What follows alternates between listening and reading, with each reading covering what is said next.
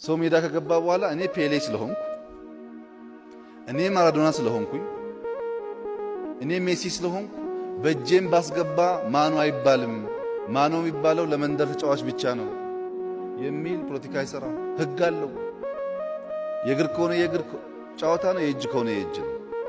ፋውል ሲሰራ አንድም ቀን ተጫዋች ፋውል ሰርቻለሁ ብሎ አያውቅም። ሁላችን በቲቪ እያየን በእጁ ነክቶ አልነካውም ብሎ ዳኛ ጋር ግብግብ ነው። ፋውል ተሰራ የሚለው ፊሽካ የሚነፋው ዳኛ ነው። ዳኛ ያስፈልጋል።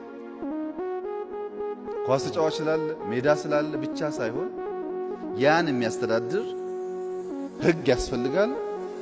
ያን የሚፈታ ደግሞ ዳኛ ያስፈልጋል።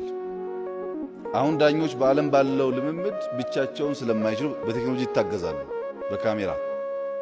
አሁን ያለው ዳኛ ቅድም እንዳላችሁት የሚጎለው ነገር ካለ በመረጃ ማገዝ፣ በአቅም ማገዝ ያስፈልግ ይሆናል ማለት ነው። የድሮ እግር ኳስና የአሁን እግር ኳስ አንድ አይደለም።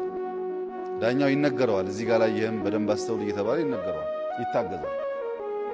ዳኞች የግድ ያስፈልጋሉ።